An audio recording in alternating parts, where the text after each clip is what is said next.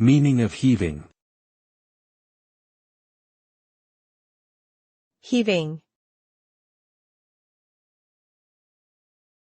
Heaving. Heaving. Heaving.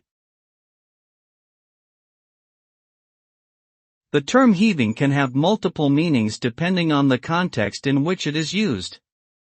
It could refer to the act of throwing something heavily, or the physical act of breathing heavily or panting. It can also describe the upward and downward movement of a ship as it rides the waves, caused by the changes in water pressure around its hull. This can result in a feeling of instability and discomfort for those on board. In general, the term heaving implies something that is heavy, intense, and often associated with physical exertion or force.